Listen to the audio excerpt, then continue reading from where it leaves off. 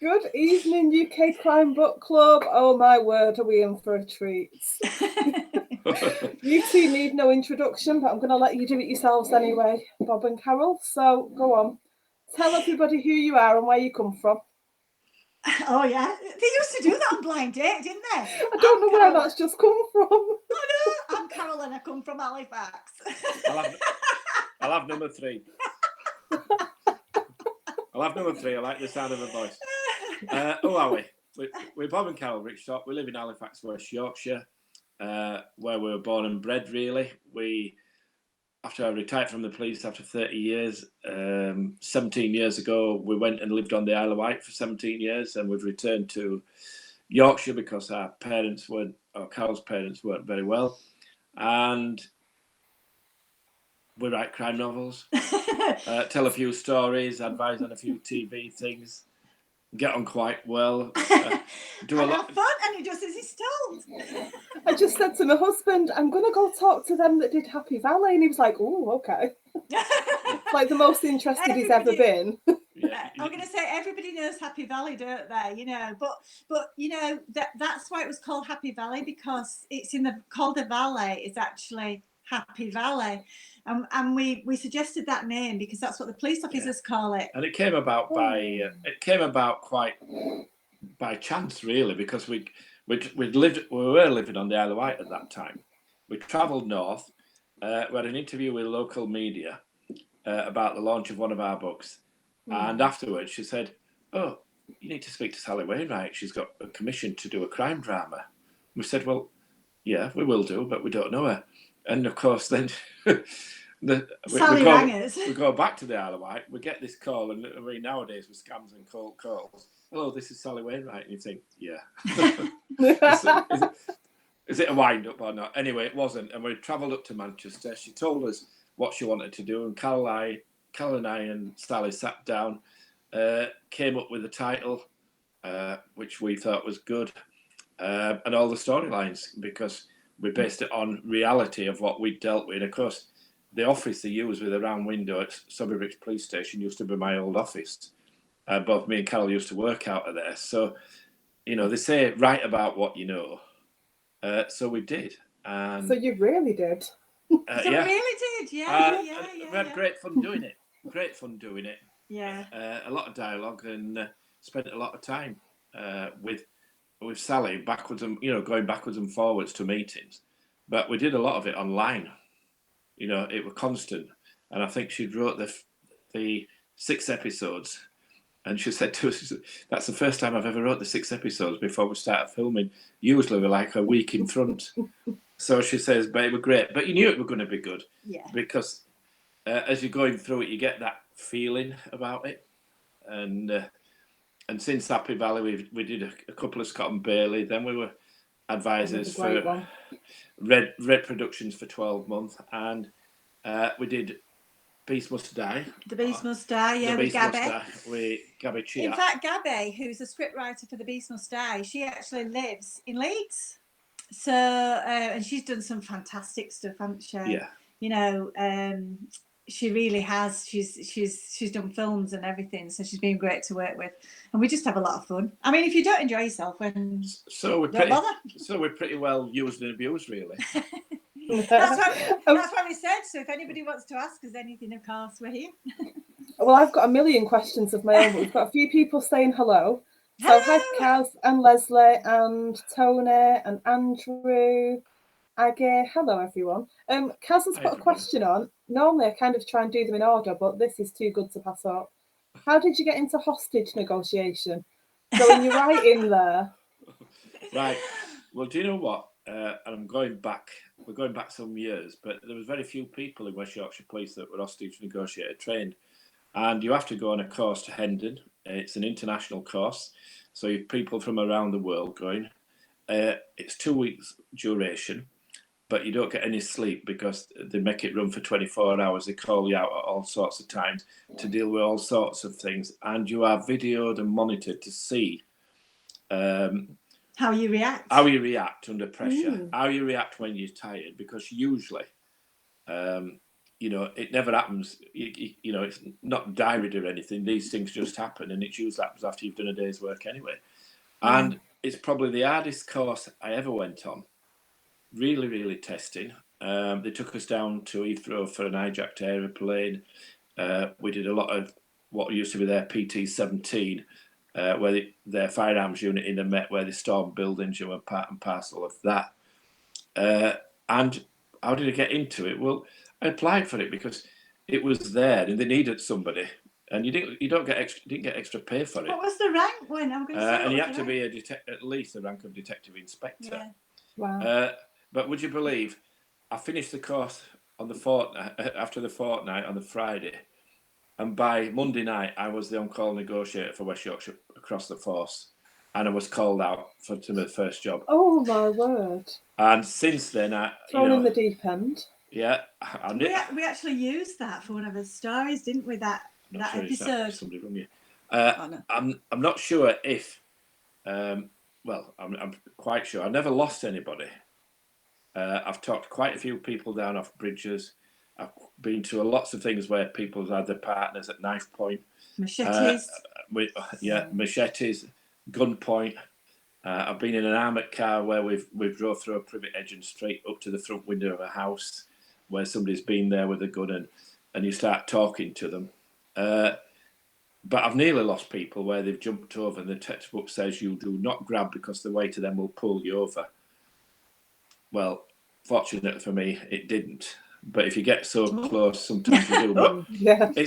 I know it's a long answer, but for the listeners anyway, there's a place in Halifax called North Bridge, and it's one of the bridges where people do seem to go.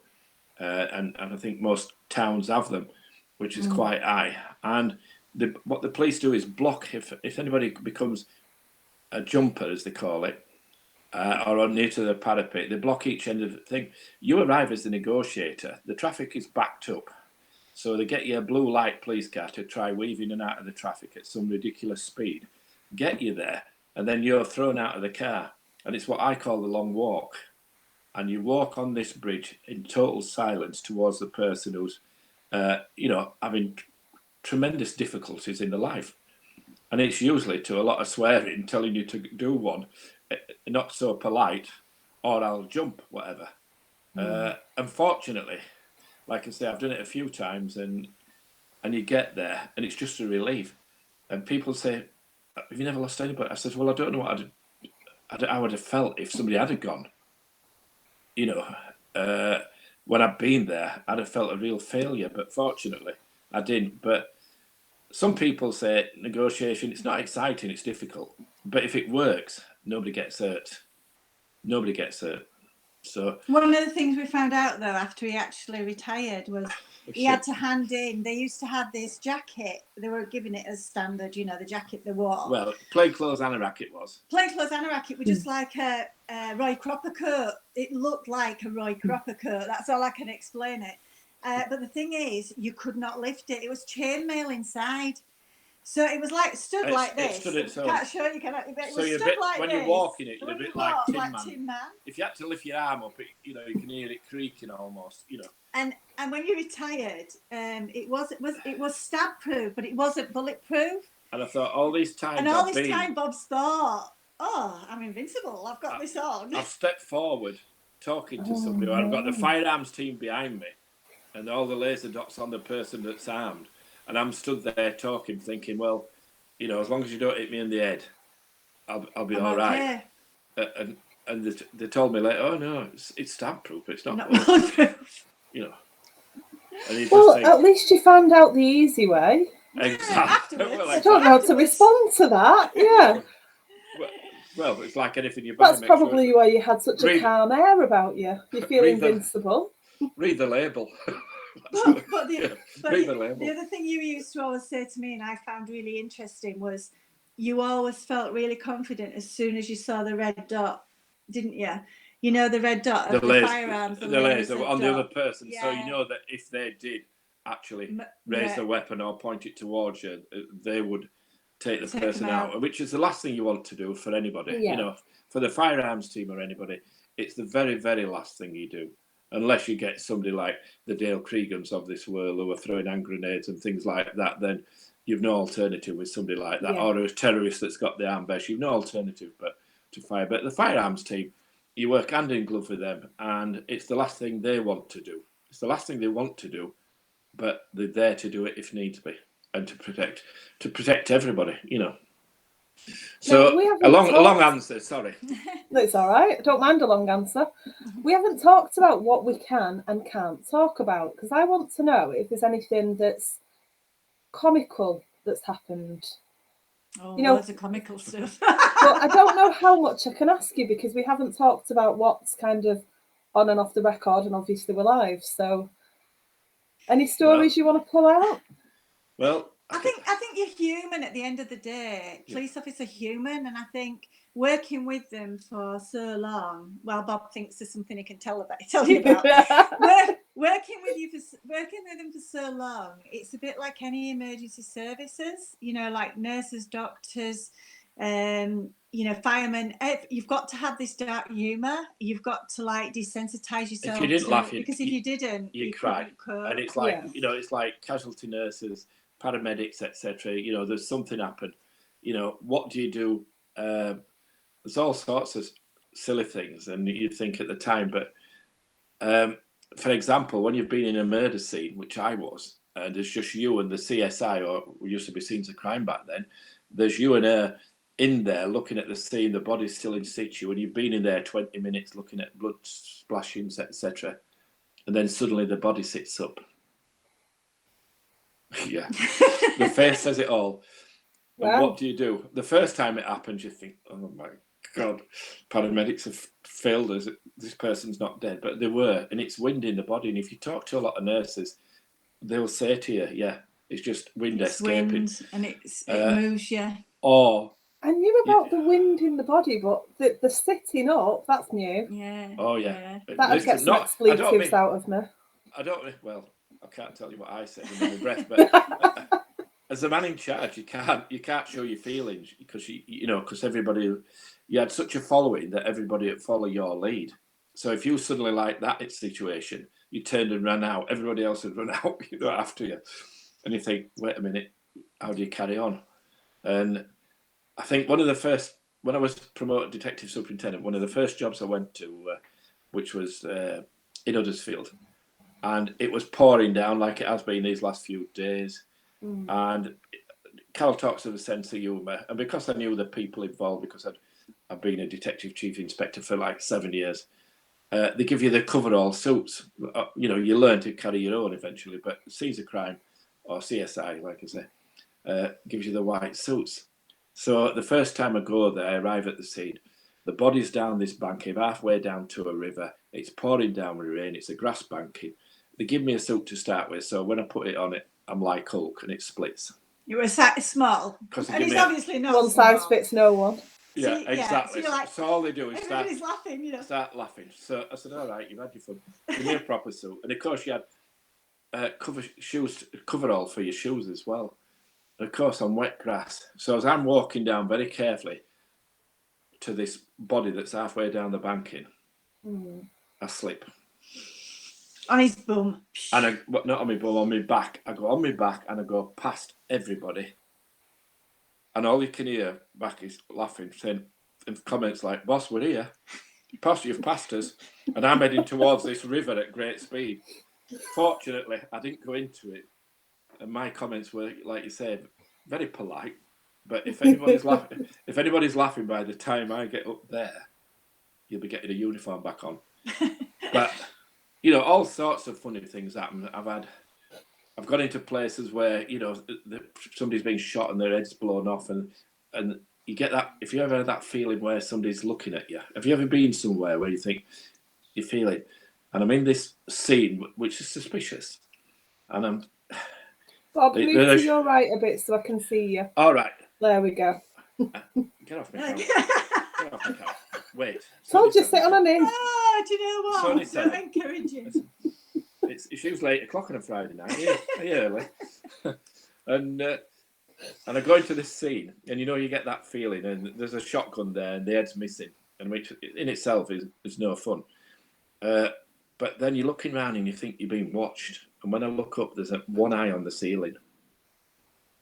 And you just, for a minute, you just take a deep breath and say, right, we need to recover the eye to return it to the body. And don't, because everybody's related to somebody. And I've been over to Leeds, and a lady who was bedridden there and quite a size. And she died in bed. And they didn't know if it was suspicious or not. So we get a call. And we have to get her out of the bedroom. Well, there's no way, sadly, she will fit through the bedroom door.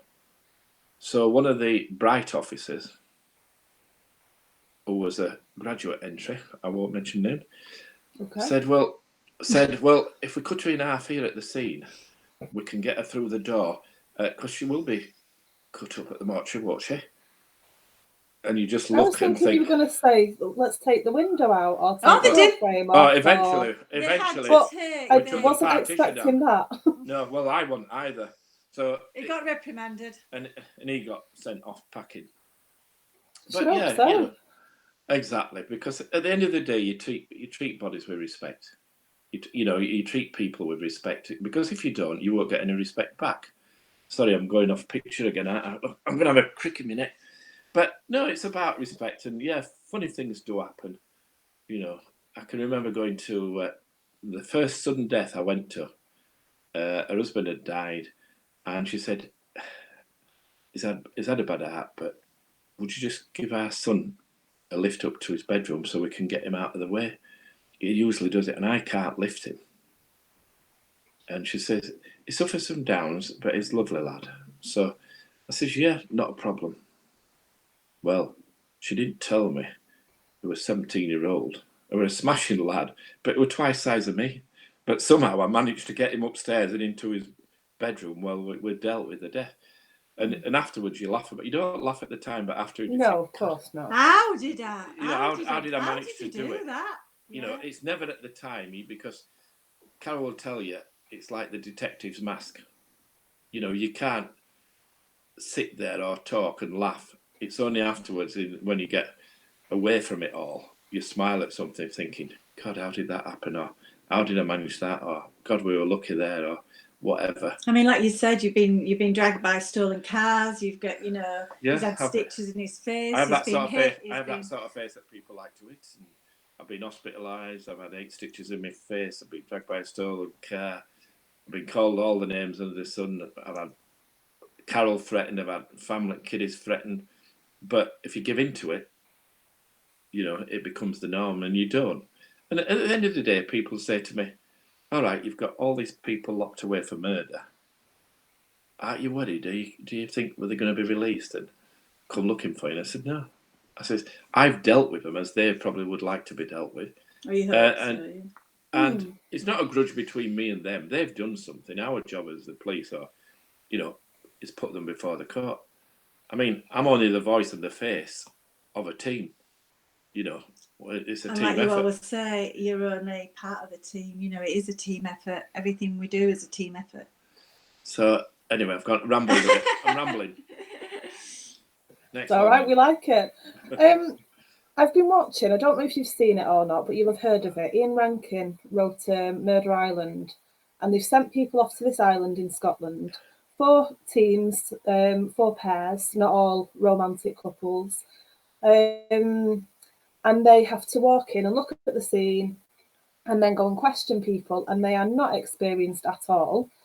Where would you even begin with training somebody new? Now, obviously, they're not going to be trained as detectives, but it's been a big shock to them all. It's not how you read it in books and see it on the TV a lot of the time. It's completely different.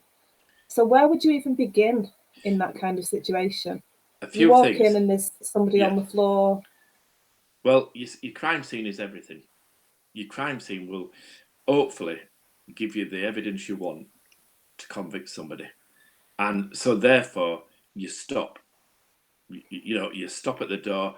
Number one, as you go in there, you're going to contaminate that scene. Your DNA is going to be everywhere. If you touch something, I smile at some of the TV programs where you see DCI King going, 1 minute he's wearing gloves, next Thanks. minute he's You sorry, also call him DCI King. DCI bag. Thanks. Next minute he's got his hands in his pockets, or he's not wearing gloves. You can't do that.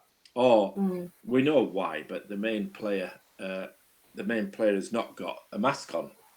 Well, there's no. It's a bit like now with COVID. There's no point having your mask under your chin if in a crime scene your DNA is gonna spread and your fingerprints will spread. So will your footprints. So everything, you stop, you look at what you've got, and you look at where you're gonna go. And the earpiece, my ear keeps falling off. It's my age. It's my age. Are you two sharing one again? Is that what it is? No, You keep leaning away from each other. No, do you know what? We've got a clash now. We've got a splitter. I've tried to get her to share. Oh. I've tried to get her to share, but it won't. So the crime scene is everything.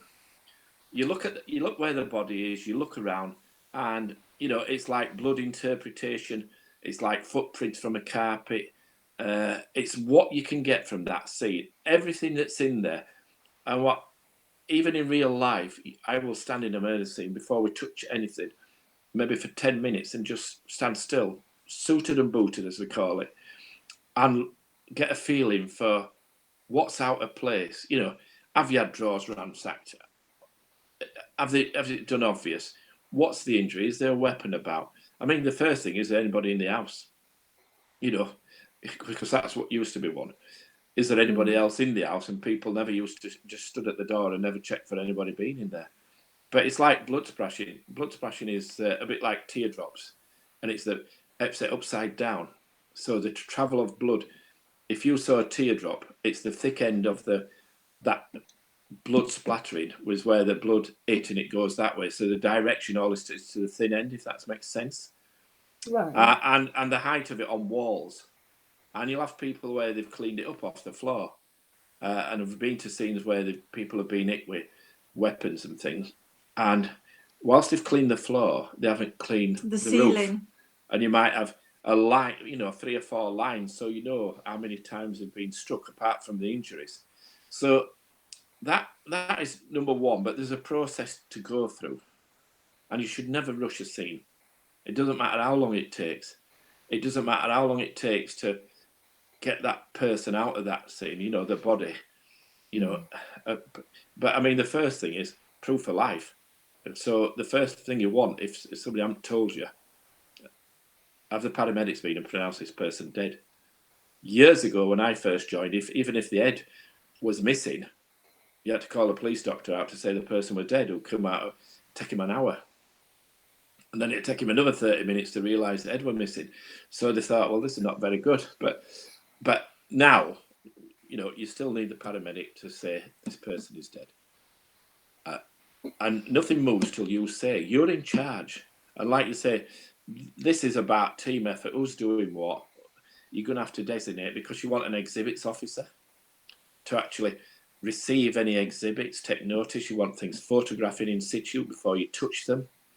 And realistically, crime scenes nowadays, you'll have a 360-degree camera on a tripod, whether it's inside or outside, that'll take pictures of everything, and everything will be recorded, so that at a later time you can go back and revisit it.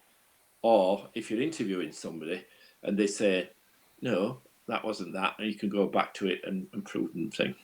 And procedures for questioning people, well, it's a little bit different, but until you've got a suspect, everybody is a suspect in a murder inquiry. Everybody. But not everybody wants to speak to you. And there can be all sorts of reasons, because they don't like the police, they don't like your face.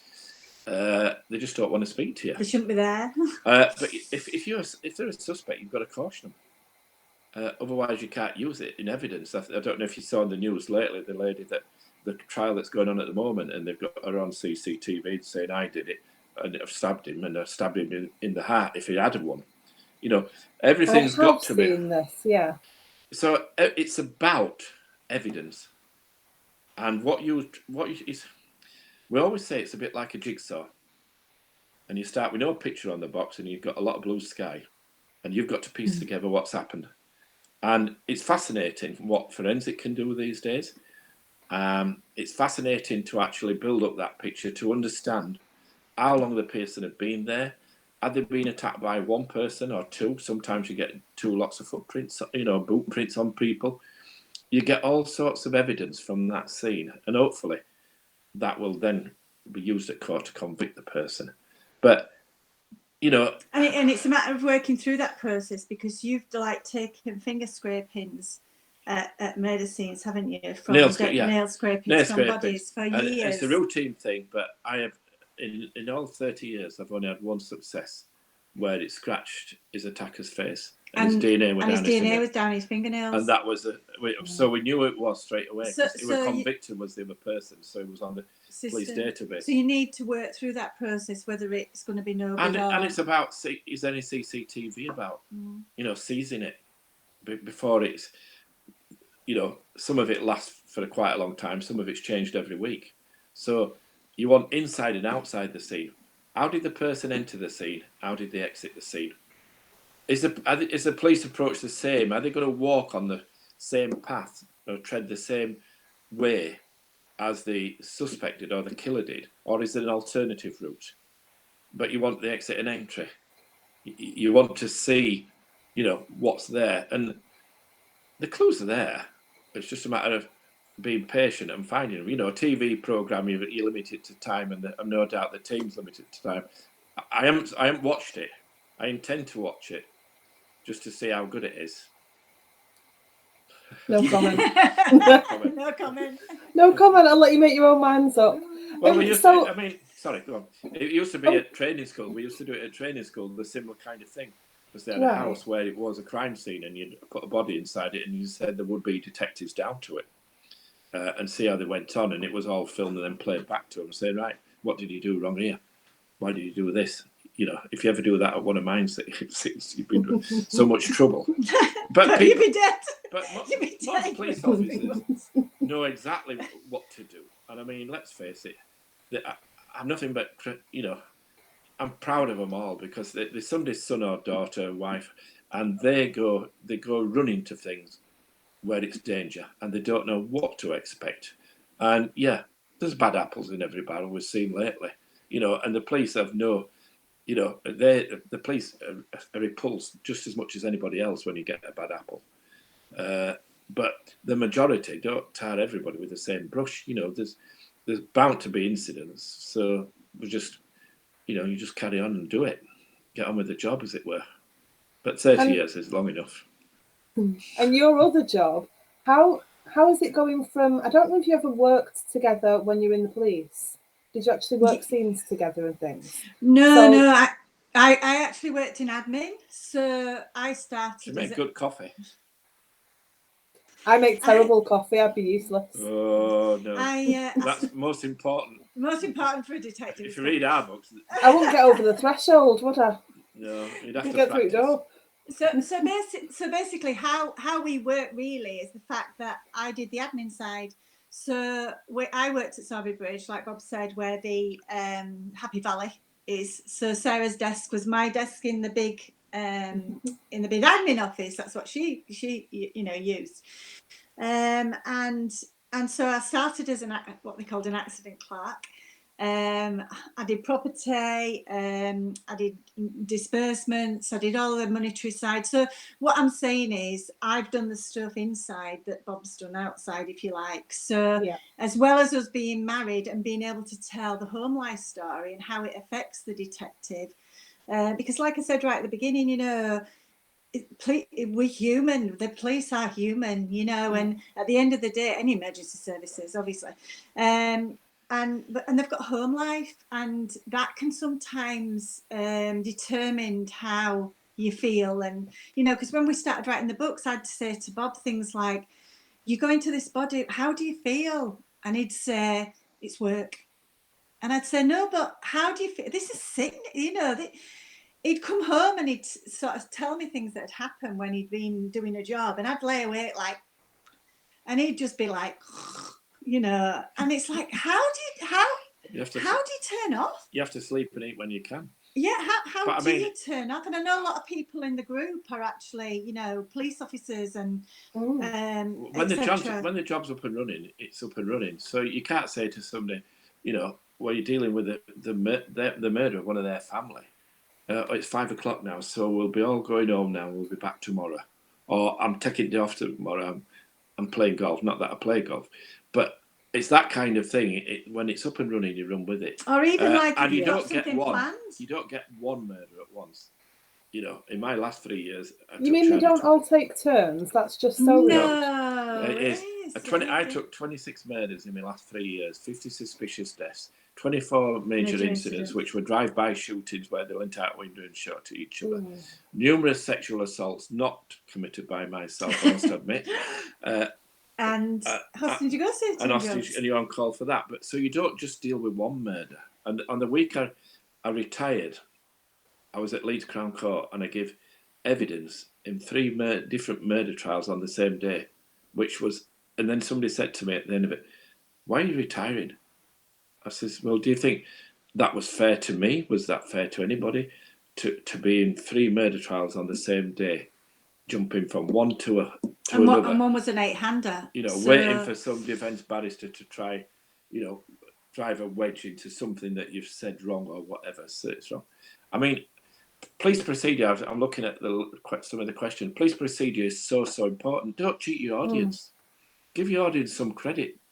You know, years ago, they might not have known about fingerprints and DNA. Nowadays, they switched on. We get a lot of messages from people that say, "Just watch this." Can they really do that? That wouldn't happen. That wouldn't happen, would it? And I said, you have to say it's fiction. But no, it wouldn't. And I agree, it spoils it sometimes.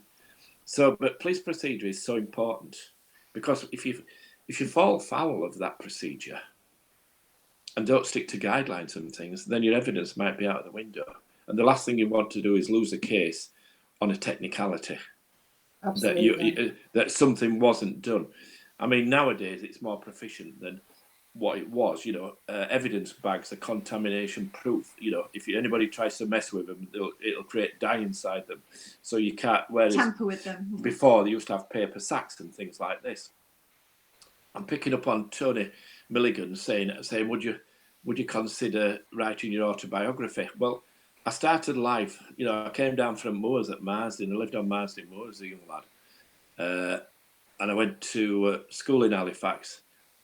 Went to grammar school, jumped school at 15. During that time, I've been stopped by the police 3 times. Not when I was 15. My first time was 6, when my brother took a detonator offline and he said it was a watch, and then he realised it wasn't and threw it away. And of course, back then, local Bobby, I'm going to show my age here now, because they turned up in the Morris 1000 and the policeman got out with big handlebar moustache and shouted at me in the classroom, "You lad," and I got dragged back home and got a clip round the ear off him and a clip round the ear off my dad. And I thought, yeah, no. I'm done out here. You know, what's all this about? And then I managed to get to 15, and I got to grammar school. I jumped ship way out. I'm not saying everybody should do this, but I'd had enough of school. I wasn't enjoying school at all, and I jumped ship. And I used apprenticeship. I worked in a butcher's on a Saturday for £1 a day, 7 till 7 for £1, and that's, you know, that were the hours. And then a part of that, then I took the apprenticeship, and I'm a qualified butcher, which might, you know, when you think fate lends an hand, you know, I'm a qualified butcher, but part of that you went to a slaughterhouse, and I'm coming home from Bruncliffe in Morley one night on the bus. Having been to the slaughterhouse, I've got a blue and white smock under my arm, and it's got a little bit of blood splashing on it, but nothing of great deal. But the eagle-eyed driver must have rung the police, because the bus stops and the policeman gets on, points at me, "You lad, off here, get off now." So I get off, and he says, what you been up to? Huh? What you been up to? What's this blood? And you feel like saying, "Blue and white smock, do you need another clue?" But there were big guardsmen or ex-guardsmen with squashed noses, and they just used to clip you around here. So anyway, I got a clip round their ear and said, "Next time, put it in a bag." And I thought, have you never heard of recycling? You shouldn't use plastic, but you don't, do you? So, you know, that was the second time. And the third time, I'm in Birstall Marketplace, and I'm outside a pie and pea van. Billy and mates, Friday night, eating pie and peas out of this tray, and I hear this move. And I look and I think, well, he can't be talking to me. And there's this policeman there shouting, "Move." And I'm thinking, well, I'm not in front of you in queue. I'm not stood with anybody. Why are you telling me to move? And next minute, he's grabbed me, he's knocked the pine peas over, and I'm shoved him back at dog van with a big Alsatian that I think were called Bite, I'm not sure. I didn't get to talk to it much. Unfortunately, he got an emergency call, kicked me out, and just said, next time, give me a clip round here, next time when you talk to a move by policeman, you do it. So I'd left the butchers. I was working at Dye Works then for 2 years, and I just thought to myself, do you know what? There's an old saying, if you can't beat them, join them. So I joined, and the first time I went into CID over in Huddersfield, somebody said to me, you, put kettle on. And I just turned around and said, what? I said, click round here. Put kettle on. And I thought, I haven't got away with it. So I thought, I better try and become a boss and stop all this, which, I probably did. But, so to answer your question, Tony, perhaps somebody else should write the autobiography. Maybe I should have a ghostwriter, because they say that what you think is interesting is not always, and you leave things out which other people find tremendously interesting that you take as norm. Because Carol will say to me many a time, well, you just say it's the job, and it isn't just the job. So perhaps somebody wants to ghostwrite. I don't know, but it's a thing. I I'll do it.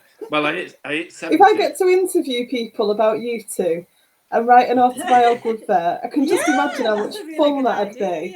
Well, yeah.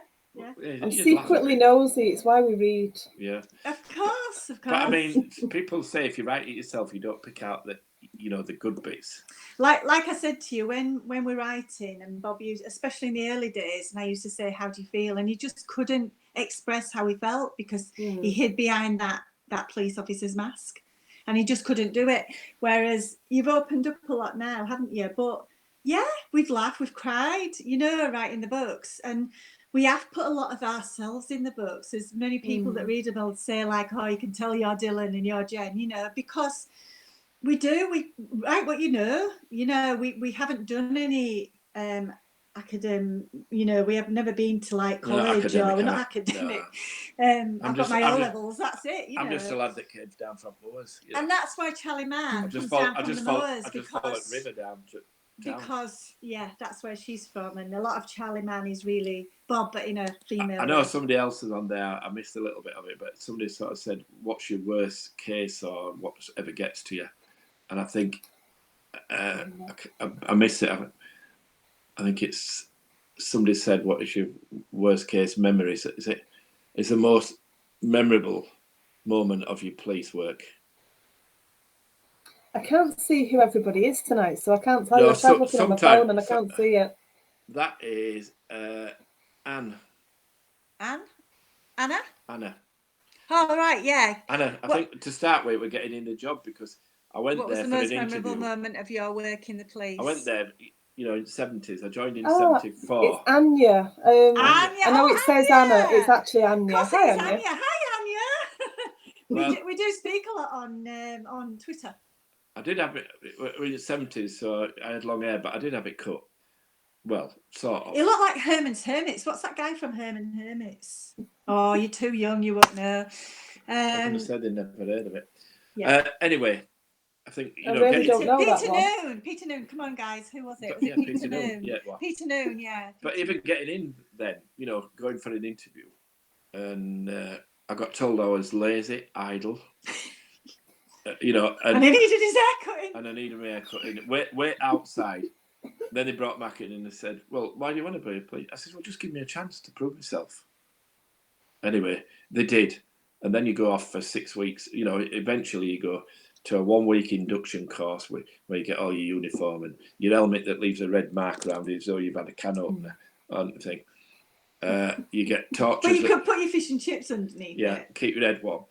And torches that never work, things like this. And then you go away radios that didn't work. For something like 13 weeks training. And then when you came back, they used to ask you, where are you going? I said, I'm going to Huddersfield. Oh, it's violent there. And I'm thinking, what? It's not that. I was born, not far from Huddersfield. So you go back and do 5 weeks of nights. And if you have somebody that shows you around, but they don't, because older ends say, wait there, and they disappear and go for a cup of coffee somewhere, but not take you. And leave you. Because that was their Send you for a long their stand. coffee spot. They didn't want you to nick their coffee spot. Get into Costa, come on. They weren't Costa then. You pick it up quite quick, but some people left. I joined with somebody that left who said, I don't like walking around in dark on my own. And it's not something you think about when you join police, but it is frightening because, in that first week, I remember it's in one of the books, it might be Deadly Focus, but I'm walking on the main street in Huddersfield, and then you used to have people that, you set off, there are only about 8 police officers work on nights. And I hear this shouting, and you think, right, keep walking towards it, and I'm only this young lad whose helmet's still hurting my head, and 8 stone wet through. Yeah, and there's this big fella there with his shirt ripped off. He looked like one of the kickboxing champions, who's shouting at everybody, and you're thinking to yourself, who would really want to upset him? Give him a wide berth. And then next minute, he's running straight at me down the main street, in middle of the street, and throws himself straight at me, flattens me to the floor, and we've got a mass fight going on. Fortunately, I got assistance. Otherwise, I think I'd have been, in first week, I'd have just been tarmac. And the only reason why it was because at uniform. You didn't like uniform? There was no reason. What's up with you lads? Are you used to fighting? What? You threw me new shoes. You threw me, this is my best uniform. I only had it. But no, you laugh at it then, but at the time, I've had some close shaves, and I've thought many a time, God, oh, looky there. You've stuck You're on frozen. Me. You're frozen on me. Is it something I've said? You're frozen. Does not want to read, please proceed, but I explained to her that please proceed. Well, you're frozen on us, so I'm reading posts when you're doing it. Are you up, boss? Andy Barrett. Hi, Andy. You doing all right, mate?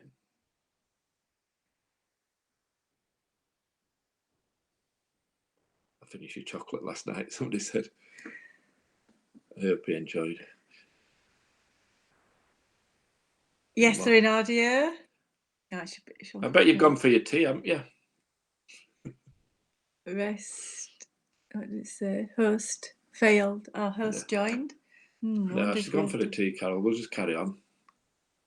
Wonder if we have to. But going back to... Oh, nicely, thanks. They can see us. Oh. Andy Barrett said, nicely, thanks. Can you hear us still? Sorry, we've lost his host, haven't we? I think she's gone for a tea, actually. She did say her husband were cooking a tea. So maybe perhaps we've bored her. She's got bored. But somebody's raised the question of, most memorable, and I said memorable, and I said about getting into the job. But I think every death you've been to, every murder you've been to, stays with you. You can't shake the scene out of your mind. So what do you do? And we weren't going to write about it. We never intended to pick a pen up and write about anything. And it just happened. And Hi, you're back. We just told everybody you'd gone for your tea. I was just sat here talking to myself, trying to get everything working again. No, we said you'd gone for your tea. Internet. Was that your... Oh, no. I apologise. My internet has been awful lately. Kaz had to cover for me a couple of weeks ago. Sorry, carry on. Where were you? Yeah, we were just... I would have said you'd gone for your tea. But yeah, we just said you'd gone for your tea. When the lips are moving, I'm not telling any lies, but let me tell you, I think she just went off for another can of lager. No, do you know what? I'm not going to show everyone what I've got, but I've not even poured it. I'm so fascinated. I'm literally... How accurate was that for a guess? I've literally not even touched it. A bit of local knowledge. Exactly. And that never happens. No. I've always got a beer in my hand after 7 o'clock. Exactly. I've been told to cut down. But no. Nobody dare tell me to cut down. How rude. How rude, yeah. Carry on. Carol just hides it. But no, every murder that you go to, you always remember it. You always remember the families. And, I always have this bugbear when I was in the job about what is life imprisonment. Life imprisonment. Why do we call it life imprisonment when it's not life imprisonment? Now they've changed things to old tariffs. People can serve old tariffs provided, there was a weapon, they were on the run, or they did it for a robbery, or they killed a police officer. But why call it life imprisonment if it isn't life? And I think this caused a lot of problem with families over the years when a judge used to say, you're going to prison for life. And what is life imprisonment? Nowadays it can vary, but 14 years, 15 years, come out after 9 if you're good, plead guilty, get a bit knocked off. Why do they get anything knocked off? If the evidence is there, it doesn't matter whether they plead guilty. They shouldn't allow them to. My argument is that because appeal court judges, there's 3 of them, decide if somebody's got an appeal. If there's sufficient evidence in a case, and there's no doubt whatsoever that, the person's caught at the sea, the DNA's there, the blood, they recovered the weapon, etc. There's no argument that that is the person.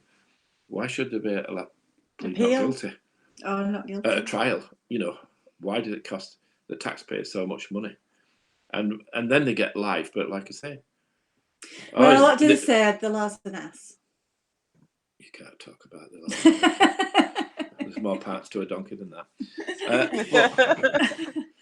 But it's just one of those things, because the work that goes into actually, by the teams, the effort that goes in to get somebody arrested, to bring them back from other countries, to get them convicted. There's nothing worse than somebody saying, "Oh, well, it's got life, but we're going to reduce it because to 11 years because he spent 3 years on remand or something like this." And you just think, well, how does the family feel about this? The person that they killed doesn't get any time off for good behaviour. Their life is over. And people start going on then, and you get into, capital punishment. Don't get me going. Don't start that one off in a book club, in a crime book club. Yeah, exactly. Yeah, exactly. The writing we never intended to do, and somebody gave us a great bit of advice. Write what you know. Don't make it all dull and sad. Make it amusing along the way. Make sure it moves at pace, and tell the story. And that's what we've done. And fortunately, what we're on now, but 13 and 14. 14, yeah. But it has been all about telling the story and telling it how it is. That was the whole thing. When we first did Deadly Focus, if anybody's read Deadly Focus, that was all the things that hurt Bob. Everything in that, I think, was very cathartic. When he wrote Deadly Focus, because as you know, we write together. But Deadly Focus was written while we were doing a 6-week writing course. And on the Isle of Wight, what happened was we went down to the Isle of Wight and was going to do nothing. And then one of his ideas was, let's go and help out the hospice. So my background before my previous life was a hairdresser, and I did beauty and massage and things like that, raking. Have you been reincarnated? And so I just thought I could do something like that. And then Karen Eels, who was the head of the fundraising team, found out what we did and just said, "Oh, come and give us a talk." And we're like, "No, we don't want to, come and give us a talk." And we did. And from then on, she said, "You should write a book. You should write a book." There was a postcard-sized advert in the paper the next day, wasn't there? You booked us on the course that it was advertising, and the rest is history. And, Bob had wrote 120,000 words at the end of 6 weeks, longhand. And I only know that because I typed it up. But he wrote it in a way that and like Andy will note and everything, it's like a crime file. It was, with everything, leave nothing out. Leave nothing out. It was just literally. You can always like throw things over the edge. It's about like going up in our table and throw things out. So I started turning it, and nothing was like, there was no emotion there. There was no. It wasn't a story. It was a very, very sad events, and it was almost like he'd just gone there. Can you do that again? Yeah. Good acting. So anyway, like I say, I started making it into a story, put characters in it and everything, and we just continued in that vein, really. And I think on that one, like Carl says, I got interviewed by national media, somebody from national media, and they said, can I just stop you? I says, yeah, it's your interview. I said, well, can I just tell you that you do suffer from post-traumatic stress disorder? I says, really? She says, well, didn't you know? I says, well, I've no idea. I probably do. She says, well, I'm not surprised with everything you've done and seen. You know, if you'd have been in a war, you probably wouldn't have dealt with as many bodies as you had done. You know, and I think the next question was, how many hours have you spent in a mortuary? I says, do you want to turn that into weeks and months? You know, I says, out of my life, I wonder if you get good time off if you. I've been here once before. I spent about 12 months here before. Can I come back later? We once got a car delivered to a mortuary, a new car. The only new car we've ever had was delivered to a mortuary. Can you believe that? Yeah. I'm at 8 o'clock at Is night. there? Yeah. I'm at 8 o'clock at night, Bradford mortuary with a body, and the car. I get mobile calls, and it's car salesman. I know you couldn't. You said you're dealing with this murder. He says, but is there any way I can deliver your car to you, please? I says, look, the car's irrelevant at this moment in time. You know, I've got more important things to do. He says, you might have, but he says, if I get this car to you tonight, I'm top salesman. He says, I'm top salesman. I'm like, and I get your priorities right, Bob. Yeah, and I get my bonus. So and he gets his bonus. So he delivered it. So he delivered it to mortuary. That car. He says, I'm going to put a poster up. We even deliver to the mortuary. Yeah. Alive or dead, will bring me your car to you. And it never was a good car, that was it? No, never smelled as it did. Mortuaries. You know, so it clung to you. But the things you do for people. You know, it never bought me a pint either or anything. Now that is rude. Yeah, absolutely. Well, it is. I've just realised that when I disappeared, I was sat talking to the screen thinking, because I had a blue screen for you, and I was thinking, oh, I'll be back in a minute. And I was chatting away to Andy Barrett, who doesn't even know I've said hello to him because I wasn't here. You know? So, hi, Andy. Yeah, hi, Andy. We had a blue screen for you as well. Yeah, we had a blue screen for you as well. Well, they all got the better end of the bargain. I was sat here messing with my computer thinking, where have they gone? But they still got you, so it was fine. We didn't realise it at first. Yeah, go on. Come on, throw us a question. Andrew wants to know if your books are available in the library, and I know he also reads on audio. Yeah. So tell him where he can find you. Right, yes.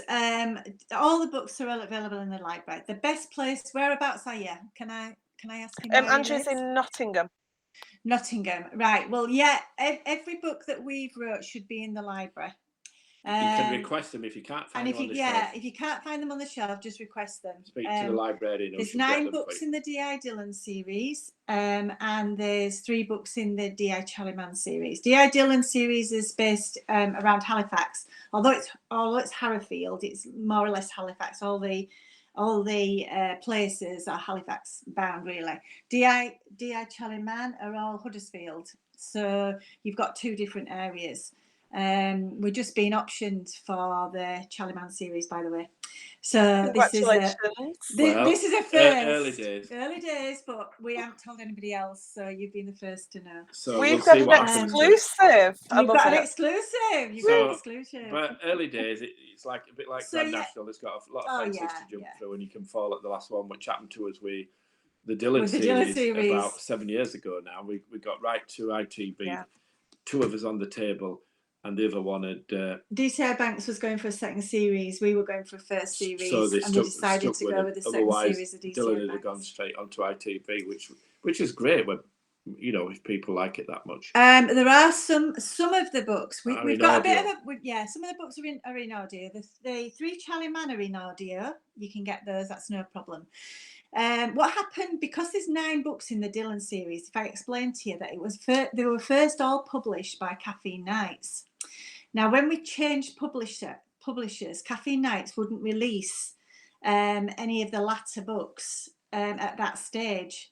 So we had the rights referred back to us for the first 4 to begin with. And then we've actually, they've released back to us year after year because we were getting published 1 a year.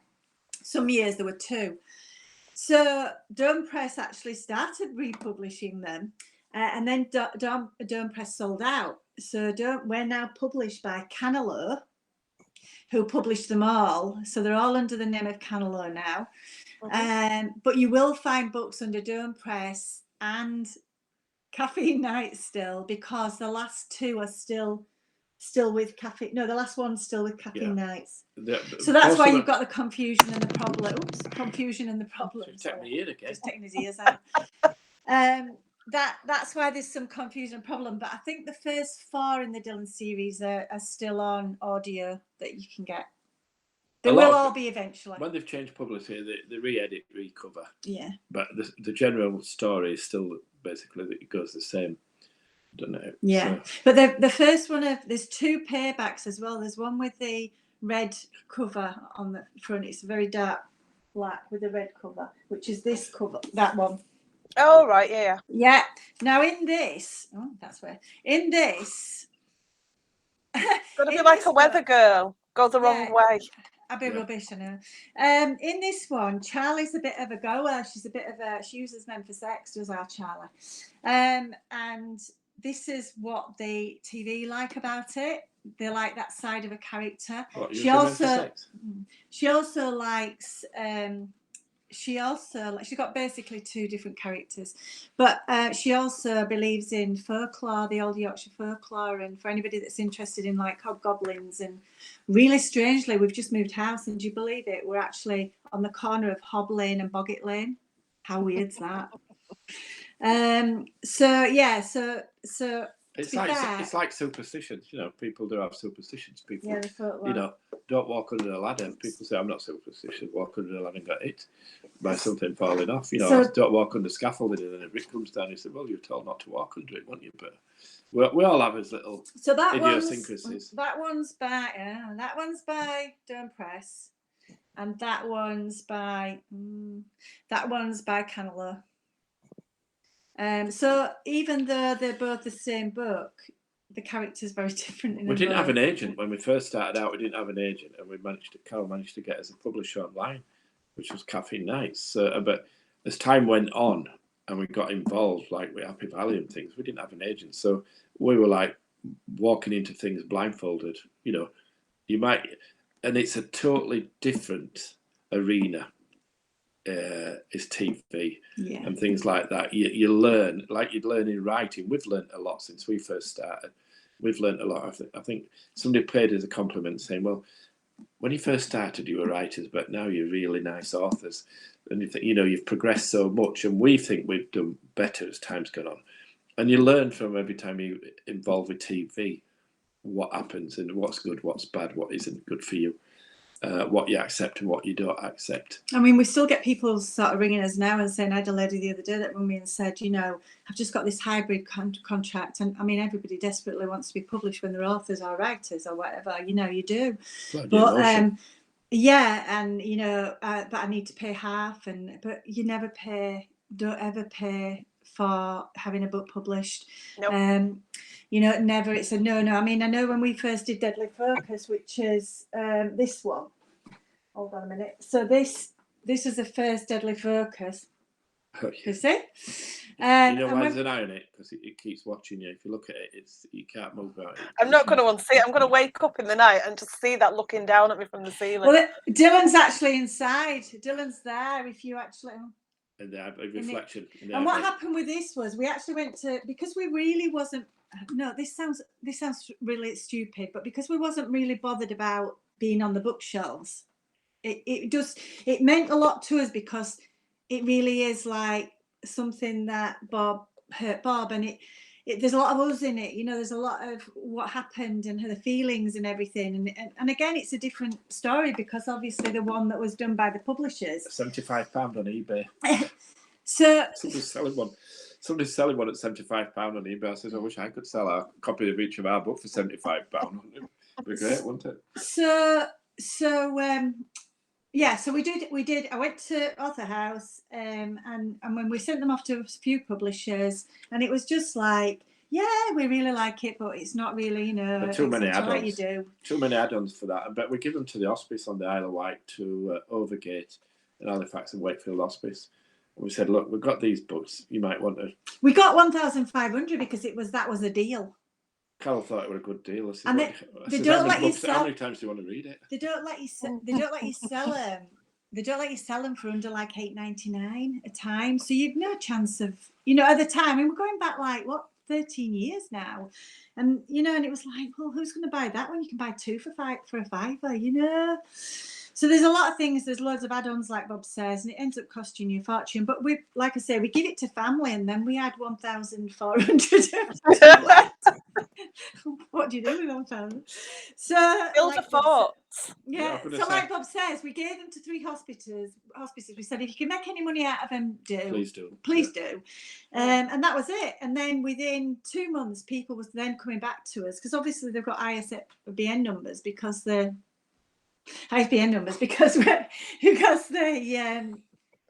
published by publisher. When you're going to do your next one, and that's how it all went, isn't it? Felt as though we better do one then if they want one. So we did Consequences. Consequences as a cop gone wrong, which obviously was the next thing that hurt Bob badly, was when a cop goes wrong. I think you can't believe that somebody who's covered your back and you've covered their back, and then all of a sudden you don't know them at all. And the nice thing is, we're involved with a few charities, and the nice thing is we've auctioned characters in the book so people can name characters. And one lady gave us, she's like, I want to do this for my husband. I want him to be in there, but I want him to be the victim. He's always wanted to be the victim. So she paid £750 to the charity. So we put him in, etc. And then we went to another charity auction about 2 years later, and she says, I want to thank you so much. She says, that man made my life a misery. And when he divorced me, I thought, I'm going to get you back. And I thought, every time I pick your book up now, if I get a phone call or there's a problem, you've killed him. I can't thank you enough. I'm thinking, oh my God. And then another one was... And she says, every anniversary, I think, yes. And then in Snow... and then in Snow Kills, Carol's hairdresser said, oh, can I be in your book? I want to be the corpse. And you think, you don't want to be the corpse. No, I want to be the corpse. I says, well, I'll tell you what, we'll put you in the next book, because the way you do Carol's hair and the amount you charge, you deserve to die. but I mean, she's in there, bless her.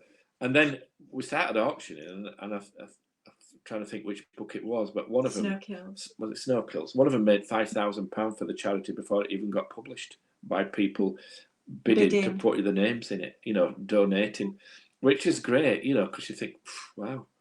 So we probably raised... And we kept people's relatives alive from when they've died, and said, oh, my mum or my dad would love to be in one of your books.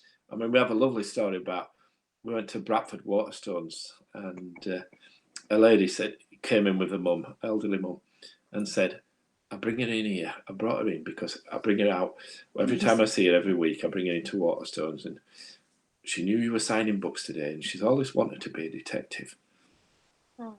And we chatted to her and said, I tell you what, give us a name and we'll put her in the next book. Anyway, we put her in the book, but it was 2 years before we came back up. Anyway, her daughter came in, and we're sort of looking for mum. She says, she passed away. She said, I'm sorry, she's passed. But she said, I just want to thank you so much because she was laughing, saying, I'm a detective. I've wanted to be a detective. That's the only thing I just wanted to be a detective. So, I mean, it's surprising what to you is a few words, to somebody is a lot. So, and we don't try to make them too gory, because, like you say, humour's very important. And it's more. I think it's more like solving something and actually getting a perpetrator. And people say, well, why don't you go into the court case, and why don't you go into? And it's like, but that isn't really our field. You can do, but... The detective side of it is putting the person before the courts. That's all that we can do. And once you've done that, it's out of your hands. And if you took that side personal and the person did get off, you couldn't do your job. All you can do is your best. Like in life, that's all we can do, isn't it? And some people say, well, it's not an whodunit because you told us who did it in that book. You told us who did it to begin with. And I said, yeah, but you actually see how you get there then. And a lot of TV shows do that now. Yeah. Start off and then said 8 weeks earlier and take you back to what the build-up was to the present time, which is a way of doing it. But I mean, it's just, as somebody said, how many books are you going to write? I said, I don't know. I when we get fed up, or as readers get fed up, or as followers get fed up, then we'll stop. We've slowed down because of life and family and things like this that need your attention along the way. But it's one thing you can do forever, isn't it? For like everybody that writes, and I think there is a story in everybody. And I think, when Grandma passed away, one of the things that we'd done is sat down with her and write down a load of stories that she could tell us. And I think it's lovely to read that back now, and we can pass that to the grandchildren, great-grandchildren. So if you've nothing to do this winter, basically, and you've got your stories, please write them down, because, your children and your grandchildren and your great-grandchildren will read them in years to come. And it's part of you, isn't it? And a lot of our books, they're all part of us. Dylan and Jenny's very much us, and the home life stories are all sparked by what's happened to us. So some people say write what you know. I don't know whether some people say that because they can't write what they know. I don't know. But for us, it works. For us, that's why we do it. I don't know if people, that's logged in and things, if they're aware that there is such a thing as a murder manual that's printed by the Home Office. And you can print it off. And it's there for you to read and look at. So if you write, because people say, well, what about research? And we say, well, go to some cells, go to a courthouse, go to a police station. The murder manual actually tells you what procedures guidelines you should follow. And if police don't follow those guidelines in a murder inquiry and it's unsolved, then there's questions asked, well, why didn't you do this format? Why have you been so cavalier? You can push the boundaries, and you do push boundaries. You think, well, all right, I've followed that, but hang on a minute, I want to go that. Well, every man is different, isn't it? Every day is different. Well, you've got to do. You've got to do. But there is a book there that is put together, and it's experience of all different detectives across the UK, etc., giving best advice of what to approach. What is your suspect criteria? What is your scene management, like you mentioned earlier about that? Those people going on there, if they'd spoke to me and I said, have a look at the manual, look at scene management, get it in your head before you go on that programme, so you've got an idea of what's coming up. Once you've watched it, we'll talk about it, but I'm not saying anything until then. I hate spoilers. But we have run out of time about 10 minutes ago, and I'm just sat here listening to you both. No, it's fine by me, and nobody's complaining. Is everybody still awake? I'm going to say, yes. Is everybody still awake? Sorry. But give us a reminder of the most recent books in each series so that people can go and have a look. Right, so Persecution is the latest one that's just come out. So there's Persecution, in that series, there's Condemned, Persecution, and Payback. So you've got the whole Shirley Man series there. That's the female detective. I have to Nobody says they're still here. I had a sex change to write these. Yeah. And the latest ones in the, if anybody hasn't read the Dylan series, this is a prequel which we wrote as number 9. But this is really me and Bob. This is really going back to, Is it really? Yeah, it's really going back to I better read it. So there's so much of us in this book. So I'd say although I don't normally read prequels, I would read that first. There's nothing in it. No money. Did you used to do that when you were getting envelopes when you were a kid and it got to your birthday? Did you go like that and then tear it up? We were Throw it to poor. the side? We didn't have shoes when I was a kid. No, We were poor. Were you so poor? Yeah. Oh, Yeah, genuinely, we were. When I grew up, we had nothing, hardly. But we Camilla will be bringing out When the Killing Starts. This was on the CBS channel. We did the Written in Blood, and this was featured on that one, When the Killing Starts. And Camilla will be bringing this out this year. But this is with Caffeine Nights now. So at the moment, unless you can get one second hand. Or the libraries. The libraries are brilliant. Yeah, never forget the libraries. Never forget the libraries, no. Because we do a lot for libraries, don't we? Because we think, we've done lots and lots of talks at libraries, because libraries are an important, part of the community. Absolutely. You've taken away the pubs. If you take away the library, what else is there? You can't get to doctors these days. Don't hospitals. go there. No, well, hospitals you wait for 5 hours to see if they're going to admit you're not. Admit you. We won't talk about that at that moment. But I mean, it's that kind of thing. So we support the libraries wherever we can, and libraries get good audiences as well. If you turn up to do a talk at a library, and it's good for them. But we always take a body with you. Oh, we haven't got him down, have we? We've got a victim called Vict. We take a body with us to all our library talks. And usually our friend Pamela Clare, she's a makeup artist. It's a bit like Guy Fawkes. When she says we take a body, we don't actually, just say, oh, that one will do. Just, it's a bit like a stuffed Guy Fawkes. And our makeup artist friend comes with us, and she does all the audience. So she'll say, does anybody want to come? And she makes them up. So she gives you a bullet hole or a slash wound we've got a Halloween event soon. Send her to my house and get her to make me look even more ghoulish. That'd be great.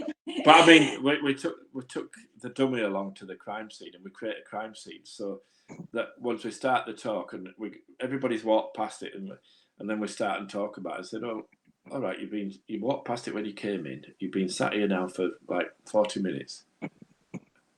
What can you tell me? What can you tell me about that crime? In fact, we should do one live, shouldn't we? We should do that. I'm in. I will absolutely do one live. We used to do one where you show a little bit of film and then you'd ask people what they saw about 40 minutes later, and the answers that come back are unbelievable. How confident are you? Would you stand up in the witness box and say that person was, had ginger hair, glasses, a beard? Yeah. That was a person. We've had people say, I can even tell you the car registered number. There wasn't even a car on it. But it's amazing. They're adamant. But it just shows you how people's perceptions or what they think they see. 10 minutes ago, they finished. I've been asleep for the last hour. This is Bob Bridgestock battery operated. This is a remote controlled robot. But I mean, I'm so sorry. We're just. I don't think you need to apologise. I'll tell you what. Whatever you do, whatever you write, whatever you read, just enjoy it, because we enjoy it, and keep positive, because it's so easy to be negative. There's a lot of things in life that drag you down. Always look for the positive. So always look for the positive. Sometimes it is very, very, very, very, very, very hard, but there is a positive there somewhere. But just enjoy people, respect people. That's the nicest thing, is respect people. No, I didn't mean. No, you didn't mean me. No. Good. I was just going to say, what a lovely note to end on. I was going to say, yeah. I thought you were going to say, like, come on, I'll go. I'm forgiven. Well, you see, it is Friday night. I can feel an headache. I can feel an headache coming on. Where's the aspirin?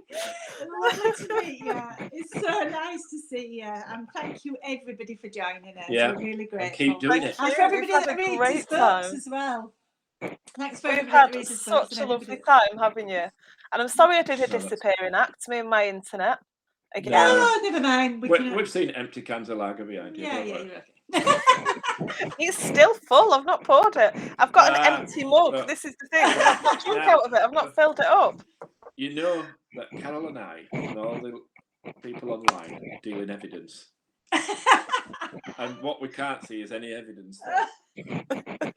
Shall I start pouring it out so you can see that it's full? That could be a new can now. You might just have that'll be emergency. I've got a backup one. I've got a backup one at the side of me that's not open either. So have you got one of them hats?